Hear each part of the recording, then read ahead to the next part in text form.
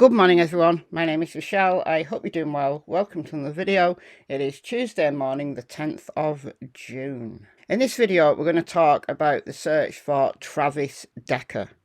Yep, that search continues. They haven't got him yet. But there's reason to believe that he is alive and still at large. Let's discuss.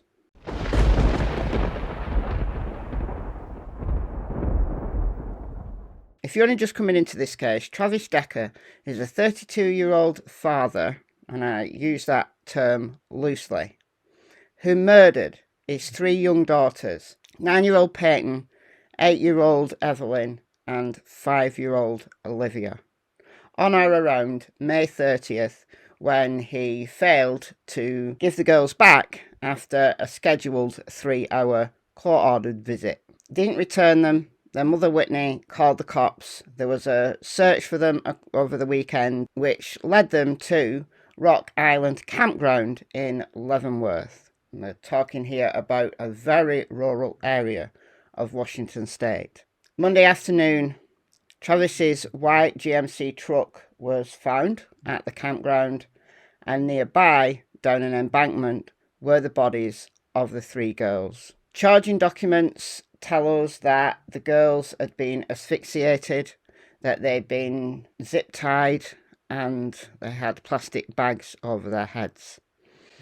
2 bloody handprints were found on the back of his truck, and we're going to talk about those in a moment. But this is an urgent community alert by the Chelan County Sheriff's Office, which came out just 2 hours ago as I record this. Community alert, area of Ingalls Creek and Valley High. Law enforcement is searching for suspect Travis Decker in the area of Ingalls Creek and Valley High, as he is believed to potentially be in this area. Please secure your homes and vehicles, stay alert, and report any suspicious activity to 911. Residents and visitors will see a visible increase in law enforcement presence tonight. As precaution, your safety remains top priority. If you see something, say something. Let's look at the map here. And this is Rock Island Campground. And then down here, this is Ingalls Creek Trailhead. Down here. So that's just 32 miles away from the Rock Island Campground. But what they were saying the other day is that he potentially was trying to head up into Canada using the Pacific Crest Trail, which would be up this way, going into Canada this way. So you've got a hike to the Pacific Crest Trail, and then you're straight up north into Canada. But I've been looking at routes. You could go this way, it's quicker. But now they're saying potentially he's down here, if I'm in the right spot. So has there been a sighting? You see, these are the things we don't know. Why did the other day think that he was heading to the Pacific Crest Trail? I was thinking maybe they got a ping on his phone, because we don't know that his phone's been found. Maybe they got a sighting of somebody heading that way, and they thought that was him. Or maybe they thought that was just the easiest route to get into Canada because of his Google searches, where he's been searching like how to live in Canada and things like that. But what if he's not heading to Canada? What if he's heading in the opposite direction? If you plan this, and he's really astute, why wouldn't you plan some Google searches? I don't know if he's that astute to do that. You know, send them in completely the opposite direction. But here's the media release from yesterday. Update number 9, 12 hours ago, as I record this. Investigation uncovers new details and new search areas. Crime scene evidence begins to shed more information with hundreds of square miles searched by land, water and air. Search operations have been handed over to federal authorities. Our investigators have begun to receive more analysis information back from evidence found at the crime scene. While this does assist in the investigation and later prosecution, it also creates more questions and information for investigators to continue to pursue. We have collected a large amount of evidence, many of the suspect's personal items from the truck recovered on scene. So we don't know whether his phone was included in that, but by now unless he's got some ability to charge his phone, it would be dead anyway, obviously. The battery would have run out. Unless he's using it sparingly, like he's turning it off and then just turning it on for like a minute at a time. If he is, that could be how they got a ping. The suspect's dog was recovered and turned over to the Humane Society for safe care. That's good. The dog's alive. The dog is unharmed and is safe. Because I assumed the dog was alive, but then in the last video on this case, I said, well, do we actually know the dog's alive? Because of those bloody prints, did he kill the dog? But no, the dog is okay. I think this is possibly the dog, this husky. That's a picture of him with a dog, anyway, so I think it's possibly that dog. Blood samples taken from the scene have come back positive for belonging to a male, and another was not human blood. Further DNA and fingerprint analysis is still being conducted. So we know we've got a male human in that blood. Don't know yet whether it's Travis.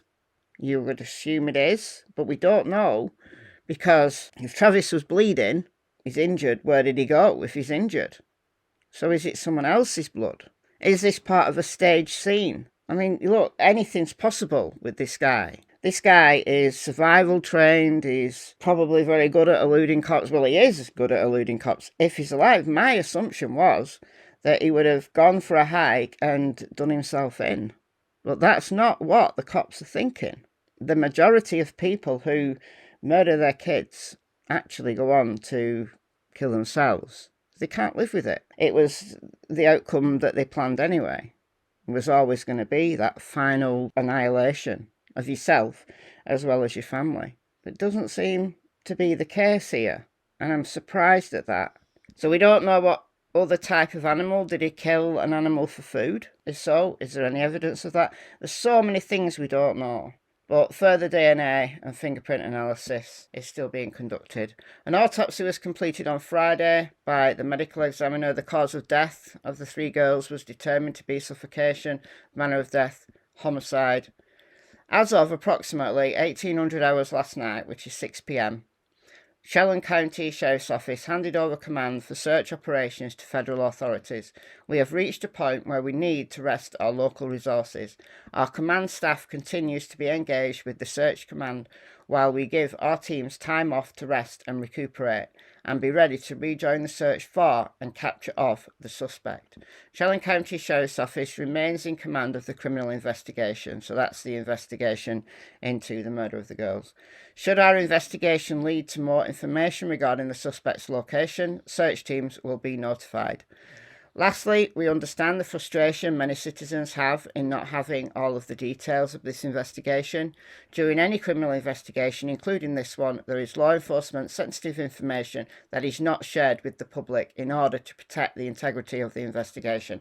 And I suspect there's things that we don't know that they do, and that's why they have reason to believe he's alive. And if they're honing in on a specific area, you have to assume they've had some kind of tip-off or something that led them there. I mean, this is a huge, huge area to search. So they need tips. They need things that will whittle down that area. We appreciate the public's patience, understanding and cooperation during this complex and emotional investigation. So there we are. That's the latest update. We know that Icicle Creek near Leavenworth, that was given back to the public. They'd finished with that area. So there's reason to believe that he's somewhere else. So if you're in Ingalls Creek or Valley High, then please do as the Sheriff's Office says and protect your home and vehicles. He may be reaching out into an occupied area to get food and also potentially to steal a vehicle. So we don't want that, do we? Mind you though, if he steals a vehicle, they'll know what vehicle he's in and they'll be able to find him very easily with the vehicle. So, I don't know. Alright guys, let me know your thoughts in the comments and I'll see you in the next video. Bye folks.